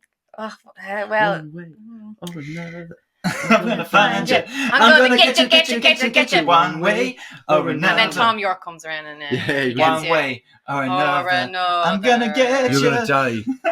You're gonna be hit by a Life car. is pointless. The airbag's gonna save you. Fuck off. Nearly, yeah. This is my least favorite track anyway. Really had to like force myself to listen to it. Yeah, I didn't think it was a great closer. Themes, just closers are just not. Yeah, and that's the thing for us, I think. Yeah. Car crash again. Hey man, slow down, idiot, slow down. Which actually I relate to at the moment because I'm learning how to drive. And there's a lot of rubbish drivers out there. People, please arrive alive. Please slow down. Arrive alive and stay safe. Yes. Maybe a metaphor for life. Slow down and enjoy life. I thought it was talking about the album itself. When it's telling you to slow down. Oh yeah, it could be just like a whole concept album. But who knows? Yeah, and then I wrote down after this. hotel bell sound. I heard like a ding. Ding, ding. Yeah. But sure, what's the point? Yeah. Darry, what do you think? The songs are so long. Lovely vocals in this track. Starts slow and simple, not much happening. Soft hi-hat and snare. High five. Soft hi-hat and snare is nice with slow guitar. Vocals are powerful. Like the guitar kind of solo. The guitar solo. It was kind of a solo in the middle. In the 2.18 219 mark sounds great. Just too slow for me, but otherwise a great song. Yeah, I thought it was very, very. I know the album was slow, but I thought it was like really slow. I felt like I wanted to turn it off because I got. Oh yeah, I skipped This it. is a fucking fantastic close. And if Darry and Eleanor disagree with me, there is something wrong with We're them. depressed now. I'm sad. It feels like I'm drifting into space. It's just so tranquil and peaceful and hypnotizing. I just want this song to last another 3 hours. No way. No. And then maybe I'd be satisfied with the ending. The chord progression is made of gold. It's so magical. The chord progression in this song was written by Johnny Greenwood. And man, you can just tell by listening to this, the way this progression flows, that he has a mind for composition. Tom's voice in this song is effortless. He sounds like a violin in the verses. Those long belted notes are so satisfying to hear. It's probably his best vocal performance on the record. The way this song just melts like butter into each section with each flowing chord, it's just mental to me how it weaves into one another. It's like ripples of water folding onto one another. I can't help but move my head along with it when I listen to this song. It's like I'm bending with each new chord. In terms of lyrics, I think it's a great, and they don't worry. I think it's a great way to end this intense album with Tom belting "Hey Man, Slow Down."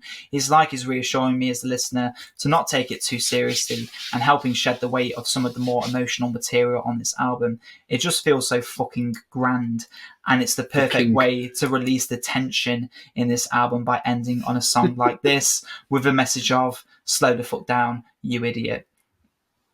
No. I'm emotionally drained. 9.8. Right, this is one I'm interested in because we fucking know you've got my song right anyway. Yeah, so. I thought your favourite was Electioneering. Perfect. Yeah. I thought your favourite song was Karma Police. My favourite song is Paranoid Android. Ah. I think I would have guessed that your favourite song would have been either No Alarms or Let Down, but you've gone for Exit Music. Exit Music, Yeah, which and then No Surprises, but yeah. Yeah. Not anymore. No, not anymore. I guess your overall rating though. Did you write down your overall rating? No, I have it in my head now. 8.7. 8. I would say 8 as well. I don't do points though. No, that's Would you do like a point or? Yeah, do a point. Guess mine. I think your rating for the overall album is 8.2. No. What is it? 6.8. Fair enough. Fucking hell. Yeah, I thought 6.8. I thought your overall rating for the album was 9.4. 9.5. Oh so close. What do you rate the point though on? It's just based on like, is it a weak 9? Is it a strong 9? Yeah, is it Okay, definitely right. worth being a 9, or is Yeah. it closer to a 10? So we just put the point in. Okay, and now I say get your points. the definition. System more. I'm just like 8. Yeah, I think no, slap 'cause I bang in the middle would have between. thought that he wouldn't. I would get- give it a 9, but just No Surprises now. It's just really He's maybe. dumbed it down. Yeah. No surprise there. Oh. Hey. But yeah, no, a 9.5. Do you give that to me? No. No. You didn't give it to me last time. Yeah, fair. So fuck you. But I'll take the 1 point this week, so we're now 2-1, yeah? 2-1, yeah. Okay, cool. Right, so I'm getting back. Okay, well, look. Now we've had that happy... You look like you're... I'm just, yeah. You're like... Emotionally good at Okay, Here's well... my heart. There. Sorry, Tom. Stamp on it. Heart and string. Get the toast. Glass half full? I don't think so. No surprises. Imagine you started betting crying. I'm going to put my glasses on for the rest of this episode. You didn't actually have them all at all. Anyway, Music next week. news. Oh, before we do Yeah. that, next week we're going to do. We had a chat about this, didn't we? We're going to do like a Halloween themed album, and we're thinking of doing Thriller, right? Oh, I'm not coming dressed like this every week either. No, okay, that's No, fine. maybe. What is your wardrobe? Nah, fuck off. Me and my sleeves. So next week we're going to do Thriller. Yeah, we all in agreement on that. Yeah, Thriller we'll by do Michael Thriller. Jackson. Yeah. Yeah, I'm sure there's some happy songs I'm in sure, the album. yeah. Elements, don't worry. Okay, so next week's Thriller by Michael Jackson. Yeah, let's get into the music news. Ba-da-ba-bum-bum. Yeah, Wanna listen Yeah. to us do the news?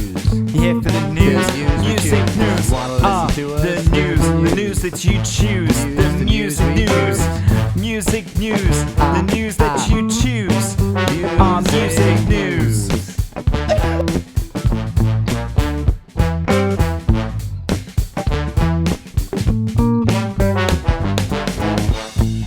music news. Music news, does Everybody whatever a music news can. Can he swing from a ledge? No, we can't. On the ledge of life, the music news. No, don't bring it back down. Don't bring that back up again. I start crying, you cunt.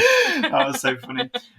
So Robbie Williams' biopic is coming out, and what was it called again? Better Man. Better man. Better It actually Man. looks good. You just showed us Yeah. it. Yeah. It looks funny. Yeah, It looks like a comedy. yeah. Yeah, so it's based on his life, obviously. Mm-hmm. And you're like, Graham, what did Robbie Williams really do other than being Take That and then have a solo somewhat tour. solo career? Mm-hmm. He states in it that he's like the biggest Pop Pop star star in in the the world. He world. was in the 90s. Well, maybe, yeah. Maybe. Because I remember my mom even had, My grandma was obsessed with Robbie yeah, Williams. there was he had a chokehold on a lot of women in the 90s. Yeah, well, I'm not surprised 'cause he's fucking. He but really it's- wanted that. Mhm. It's not just a biop. It's Biopic. yeah. Mhm. It's a CGI monkey. Yeah. Yeah, It's which so is very- fucking. so, It's just such a strange concept. But no, the director, it was him and the director sat down together, and he was like, "Oh, what animal would you be in during that time?" Or how we described it, like, "Oh, a monkey." and he's like it's a performing monkey, and Yeah, they're yeah. like, that's brilliant. Yeah, well, idea. yeah. So in that sense, it's really good. But like, I think I'm remembering it wrong. I have to be. I think the maddest thing he did, he went to rehab for cigarettes and caffeine Oh, right. addiction. Okay. Which I don't really know where you have to go to rehab for. But there was a lot of other people going to rehab for like stupid things. You know, your man from Keane, the singer went to rehab for a port addiction. A port. Like port, Port. as in like. As Oh, is it like alcohol. port, the matured wine? Yeah, not just alcohol, port. So strange. But anyway, Port so, and milk's lovely. Oh, It's what the nice. fuck are you on Do you about? ever, I tried it before. well, not just curdle in your stomach and just projectile vomit. No. Do you ever have I've never even had port. what do you call Port's that? nice. What do you call it? No, maybe it's not. Of course I've had port. Buckfast. The English person. What do you mean, Port Port? and cheese. That's all you have is in your house is port glasses. And sherry. Sherry, yeah. Very English and quaint. But no, fucking Buckfast and milk's lovely as well. Oh, You're you're so fucked. from It heaven. was offered to me. I tried it and it was nice. I didn't actually make the alcohol beverage myself. So chill out, you cunt. I wouldn't do that. If someone gave me port and milk, I'd be like, what the fuck I is actually, that? no.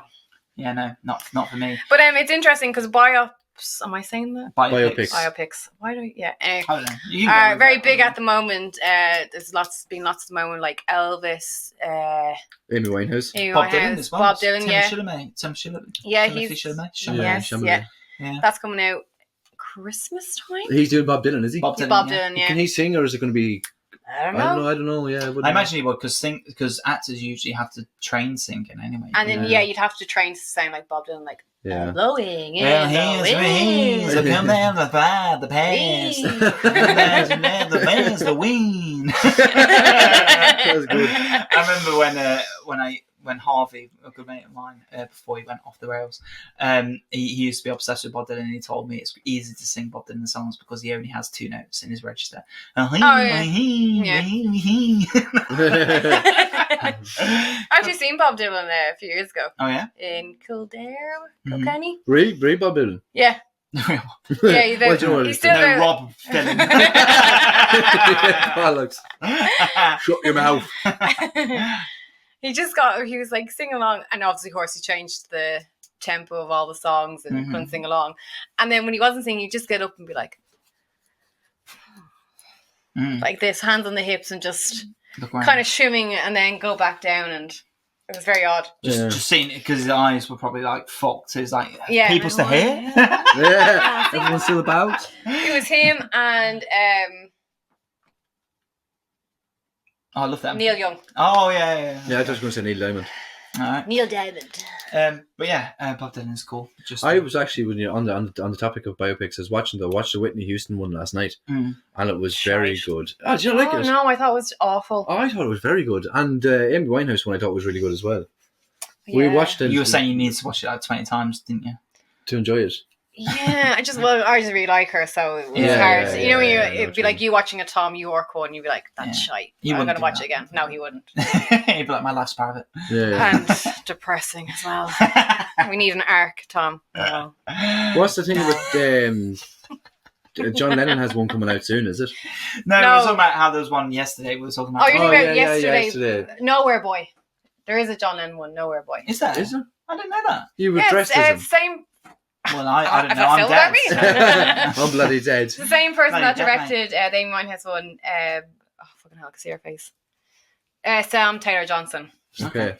Yeah, she directed Nowhere Boy. That's a John Lennon one as well. Is it any good? Do you know? Yeah, it's good. Yeah, it's Yeah. fallen from. Yeah, and actually, it is quite good because it doesn't make him out to be like a saint, Yeah. Right. Okay. which I do think is important. shows the real side of it. Yeah, real side. Because Bit if of you a gloss over Yeah. things, it can be quite irritating, and you're just not satisfied watching. Like Yeah. the Whitney Houston Hard one, to I watch think it. is very like glossed over. glossed some things. over and Yeah. like perfected and stuff. Okay. So it's good to show the nitty gritty and Is what the Amy happened. Winehouse one as well? Is it glossed over? Because it's No, it didn't know that. It is great. It's somewhat glossed over in other people's actions, but she's shown, I suppose, accurately as well, Yeah. which is important because no one is a saint. I think Yeah, that is a of problem course. with A lot of we- biopics. Yeah, that we hold them up as if they're like perfect gods, but they're not. They're just people at the end of the day, and we're all shitheads, really. Yeah. I was saying that I really like the Rocket Man. And Rocket Man is a good example of, but I like that one as well because it shows the wildness and excess of. Yeah. He did have a good time. Mm-hmm. It was a bad time, but it was also a good time, which is also kind of, you need to show that complexity, I think. Mm-hmm. Definitely had his. Well, I think Elton John actually helped with writing. Yeah, because he could still be part of it. Like, So I think that is important as well. That's why I think this one for Robbie Williams is going to be good because he's still obviously about it. Yeah, and he can say that didn't happen. Turn around and be like, "Oh, that didn't happen that way." You know, it's more like this. And I think Elton John was a part of that. So he was more like, actually, you know, they did this and they did that, and this is how the party looked, and it was more this vibe. You know what I mean? So he was able to actually go in and say stuff. You know what I mean? Might actually watch that one tonight. Obviously. You're just taking what kind of happened. Hearing stories from people, but obviously everyone who's their friend. Yeah, it's like a second-hand kind of. And everyone who's their friend is going to turn around and say, "Oh, she was amazing. Yeah, she was beautiful." Blah blah blah. Do you know who played John in the movie? Yeah, it was the guy who's in Kingsman. I've forgotten his name. The actor. Every time I see him, though, I'm just like Elton John. Yeah, he does. He smashes it. He does. Every time I see him, I'm like, "Oh, there's Elton John." He does. He's in Eddie the Eagle. Yeah, he is. Yeah, and I'm like, oh, there's Elton John going off skiing. He played as a chav in a film as well. No, I'm thinking of Kingsman because he was a chav at the start of the film. Yeah. I think he's actually he's really good. He's really good anyway. But there is loads of them now as well. Like, I mean, even Bohemian Rhapsody. Yeah, that was a good. I think, where did I see that? I didn't like. I enjoyed it because I didn't know much about his life until I watched it. I know it's not an absolute fact on what it's on it.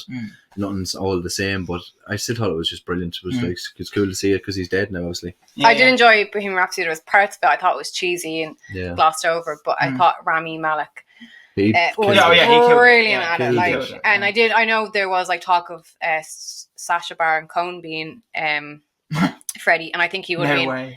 Yeah, he would have been a really, really good Freddie, but there was like creative differences between him, the director, and the script and all that. Well, obviously, Sacha Baron Cohen. He's like, we're going full Freddie. Yeah. But Freddie was controversial. Though, no, that's what I mean. Like, he would be like, no, we're leaning into all this. So there is parts glossed over, but I think, especially the Live Aid, the end of it is brilliant, and he just gets his like little. The performance is really good at the end. The Live Aid is brilliant. I noticed as well when I watched back the video because I watched back the original as well. I compared them, and like everything is like and down to just the arm movements. And even like just like a plastic cup that's on top of like the piano. Like, oh my god, they like literally they thought of everything. Yeah, you know what I mean? Like, and it did look. I think the ending was great. To me, the reason I didn't like it that much is because I felt like it just felt really like. The thing is with Rocket Man is that like it felt fantastical. It was like a cinema. It was like cinematography. Yeah. Really interesting. There's parts when he's like in the AA meeting and he just kind of bursts into song things like, and this is what I want to kind of happen. And it felt kind very of like Elton John. Yeah, it felt kind of, but it felt like it didn't feel like. Even though this is a biopic about an old person, I shouldn't take it too seriously. You know what I mean? Yeah. Whereas with Bohemian Rhapsody, I felt like it just felt too non-fiction. Well, I think that's I felt again. like I was watching a documentary. It's to revert back I do to like your that point, though, is that he wasn't alive to kind of direct it. Yeah, and then Brian May was involved, and obviously Brian May and the other Glenn and Roger, they want to have a nice image, obviously, of Freddie obviously. to keep. The Queen sales going, because it's such a successful not even franchise. So there is that, like, I wouldn't say corruption, but that interest to keep it a certain way, not tainted. Mm-hmm. Yeah. I think it's not that. It's more so like I wish there was like a segment where like it changed the style of the show in like the film or something like just to make it very clear like this is a film. You know what I mean? Rather than this is a documentary. We're going to try and keep this as serious as possible and to the book as possible. And like to me, it took me out of it a little bit. You know what I mean? Whereas with Rocket Man, like I said, the reason why I like it so much is because it often kind of changed things. Like the cinematography was wild. There's parts where he was on when he was like performing and like the piano became a rocket and then he blew up. It is very imaginative. It was very fantastical and it kind of and he took into the mind of Elton John. I really liked it. I thought Rocket Man was really good. I'm going to watch that tonight. I haven't seen it yet. It's really good. It's definitely worth a shot. Definitely worth a shot. I haven't seen the Amy Winehouse biopic or the. No, I'd say watch it because you'd be there. You'd have time to do it tonight. Just watch it and we'll have a conversation about it. Yeah, sound. And then the last bit of news, we've got a bit about Kanye West. Yeah. We were just mentioning before how all of the music news at the moment is absolutely flooded with P Diddy. Yeah. We don't just want to be talking about it every week. Yeah. So Kanye West has been accused of hiring a PI to stalk the Kardashians. Yeah. So It's so fucking. The man is fucking crazy. it's not been confirmed yet. Yeah, allegedly. Daily Mail sources. But I would not be surprised if someone confirmed it and it was like, oh yeah, so fair enough. Like, he's a bit nuts. We were just saying that over the last couple of years he's been just going off the rails. Like, Well, like, you know. I think he slowly from like 10 years ago he was going insane, and then it's all just started to come really out the box now. Like, he's fucking nuts, the cunt. Yeah, See, I'm a Kardashian fan. I'm not. Okay. I do love the Kardashians. Well, I don't condone them being stalked by PIs. So, No, yeah. well, I don't think anyone should be stalked. Yeah. But I think what kind of Fair enough. sparked it was the robbery in Paris. Right. When, you know, Kim Kardashian was like robbed at gunpoint. No, I didn't hear that. Oh my God. I don't 10 follow years the ago. Kardashians. No, me either. So yeah, she was at Paris Oh, Fashion Week and on TikTok Kim K. or Snapchat and be like, these are diamonds, this is diamonds. Mhm. And there was a burglary gang following them. Thieves. Yeah. And they were able to infiltrate where she was staying, had guns, and they were like, Mad. tied her up, Jeez. pointing the gun at her head. Fucking hell. Where's the ring? Where's the ring? They took like all the diamonds and stuff. And the thing was an inside job. They think it came from one of the bodyguards. Oh. Fuck, that's nuts But though. after that, then just from watching the Kardashians, she went through that, and like 6 months later, then he seemed to have like a breakdown. I don't know what it stemmed from, but it seemed after that, then everything kind of went downhill for him mentally. Mhm. And then subsequently, then they got divorced, and then I think he went further downhill. Yeah. And then he's got no one around him too, because there's no Kris Kardashian controlling the PR machine. Yeah. He's like, and he bashed her, so it's like, why would she defend him or Yeah, of course. help him out? And he just seems on a trajectory downwards. But the girl that he's with now looks exactly like Kim Kardashian. Yeah, Bianca Like, identical Sensory. to her. It's nearly like he It's like that just did it meme on where it's like, purpose. oh, can we get Kim Kardashian? We've got Kim Kardashian at home, kids. But then I wondered, does she grow up and was like, oh, I don't want this man controlling me? Yeah, 'cause Maybe she's when like, he got more, Yeah. whatever's happening to him, she was like, this is not for me. And then he needs someone It could else be all to- be about fucking Diddy as well, because apparently that's all a thing as well. The Kardashians are like completely involved in it. No, I think that's You allegedly. don't want to believe it, allegedly, yeah, but like you don't want to believe it. I think more than I don't know where this came from. This was No, this is left field. I didn't know about this. Back on the Diddy. By the way, that's did you know that Diddy was involved in Kardashians? No, 100%. But apparently, You think 4 women are involved in a what's it? there was A There's human many trafficking women involved, ring. to be Kim fair. Kardashian Well, apparently. as in like the leaders of it, going, yes, this is a good idea. I Diddy. think she's big. Like she apparently, I'm only saying what I heard. Apparently, she's big in it. Apparently, but that's God's honest truth. Is this TikTok? No, She was the one. it was collecting the another. money It was in another scenes. musician. What news source is this It from? was no. Do you know the girl? She's That's filming it. the girl that's there's She's the someone. cameraman. She's like, hi guys, we're just here human This trafficking weekend people. in P Diddy's house, Oh, vlogging. we've got Justin Bieber. Do you want skims? Do you want skims? Do you want skims? I think there was a woman that's doing all the talking. Said it. Like when she's talking about everything. She's this Oh, woman. I think that's knows. so Were you not thinking about the far-fetched. Beyonce thing that we were talking about? No. Okay, because we were talking about that TikTok girl who made the conspiracy about P Diddy, and she's also making a conspiracy Actually, about Beyonce. sorry, not to. That's because Kim Kardashian's into like prison reform and all baby that. oil. Yeah. Maybe Imagine. that's one for shoots. Yes, Imagine baby though. oil. Imagine if though it was true. Like I'm not saying it is because I haven't got a fucking clue. I couldn't give a shit either. But it'd be funny Okay, we're if not it talking about this actually anymore because was. I love the Kardashians. In that I case, I love then skims. let's move on from that topic. Maybe it's true. Maybe it's not. Go on, I It's don't not think true. it is. It's not true. Kanye's king. I fucking hate It's him. definitely not. No. No. I think his last few albums have been absolute bombs as well. Oh, Jesus and shit. King was bad. Jesus is King, and also Donda was not great. Like, I do think I was saying this as well. My Beautiful Dark Twisted Fantasy is a great record. I also really like Life of Pablo, but Jesus is King is shocking, and Donda was bad as well. I don't think I've What ever was the other listened one to a as full well album. that came out? I'm I hate being bipolar. Oh, that I was love all it. right, you know. Yeah, that was actually quite good. That was just before Jesus is King. It was the bipolar record. Right? Yeah. It was only small though. It was only like 6 songs, but it was all right. Yeah. And he also did a song with an album with Kid Cudi at the same time. They released them within like a month or so. Called Kids See Jeez, that Ghosts, must have been years ago. which was really good. Actually, yeah, no, it was actually a long time ago. Yeah, it was a decent bit of time Kid ago. Cudi, I haven't heard of him in years. Yeah. No, it was 6 years ago, so something like that. Yeah. But yeah, it was a great album. But then after that, he released Jesus is King, and that was shite. And then Donda was shite. And I remember saying this as well, Donda, and because Donda was released at the same time that Drake was releasing the album, so there was a lot of beef. Oh yeah, Because there was like, oh, Drake's gonna beat you in the charts, and Kanye was like, no, I'm gonna beat you in the charts and all shit. So it was like beef. It was like Britpop. It was like a Oasis and yeah. Blur kind of thing going on. And I remember I said like, Little Sims released an album in that Little beef. Sims, yeah. You know, and it's called Sometimes I Might Be Introvert, and it's it's so an good. amazing album. And I got really annoyed because that album dropped during that beef, and no one was talking about it. No one was talking about it because they were talking about Drake and Kanye, and I was just like, "You've missed out, guys! Yeah. You've missed out on an amazing record here because Yeah. you're talking about these wankers and Drake's shit as well." Yeah, Fucking he is hate shit. He's always in arguments. He is. He's And I'm too old to say beef. He loves getting into Who's the like other one? social media. Yeah, But who's the other one he's in the rap battle with? Kendrick at the moment. Kendrick, yeah. Kendrick's I think good, though. Kendrick won that one though. Oh, A minor. yeah. It's like, ding, it's over. Yeah, It's yeah, over. yeah. He won. Kendrick's class though. Kendrick's a really good rapper, and he's To Pimp a Butterfly is an amazing album, unbelievable album. You were saying you liked it, alright? Oh, it's unbelievable.